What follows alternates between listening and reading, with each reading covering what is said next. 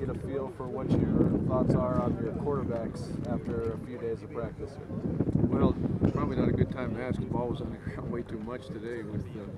We had some center quarterback issues, and that sometimes happens when when you first time you go full speed live. But we can't excuse that, and we've got to get better. But I tell you, these guys have had a great. Their work ethic is great since the time I got here.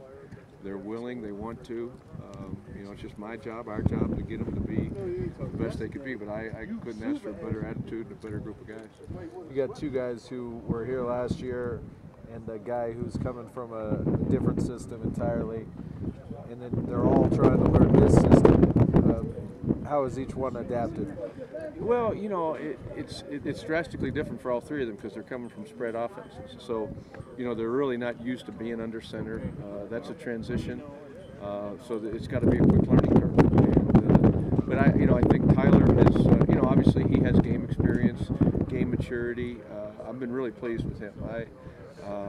Some of the things I saw on tape that were habits bad habits that I thought he needed to correct right away, he's taken to heart and improved on right off the bat. I like his leadership. I like his huddle demeanor. And he's done a good job playing within the pocket. Nick's a young guy. He's got a lot of ability. He's just got to learn to catch up with the speed of the game. And then, but at least he's had the benefit of being here last year, where Brent has got he has coming in new, coming from a different system and not even having been here. He's just got the biggest jump to have to take, but he's got a good attitude. He's willing. He works at it, and again, all three of them have a great attitude. Is part of the challenge for Brent also that because he doesn't have the same familiarity and comfort level and stuff with some of his teammates that I think that just puts him. That's just another hill to climb for him. Right. But we got 15 days of practice. We got 11 more to keep climbing the hill, and that's what we're all trying to do. We just keep chopping wood every day, and sooner or later the tree will go down. But we got a long way to go. But as long as we keep this attitude and this work ethic, we got a chance to get there. Ultimately, I know you're nowhere near making this decision now, but ultimately, when it comes down to deciding who your starting quarterback will be against Hawaii, when do you think you'll make that decision, and what will go into that decision? Well, that's a decision that happens. I don't think you put a time parameter on it. It's a feel thing that Coach Embry, Coach Bieniemy, myself will all be a part of, and we all have to have a comfort level with.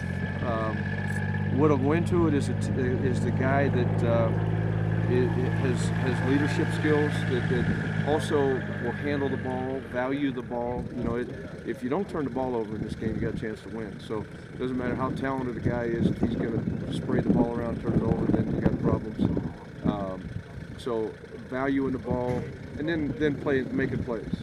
And then the bottom line of a quarterback is how many times do you take the offense and cross the last line. If you can put the ball in the end zone, and you may not be the most stylish guy doing it, but the bottom line is making sure the ball gets in the end zone. A lot of people focus attention on coaches making the decision about quarterbacks, but isn't really the quarterbacks who ultimately make the decision? Players always make the decision by the way they play. The coaches just we enact the decision, we enforce the decision, but their play is what determines it, not us just trying to make a decision. The decision is made on tape. You turn on the tape, you find out what kind of player you are, you find out what kind of coach you are. And so it's my responsibility to get them to play to a level that we expect them to play to, and it's their responsibility to play to that level as well.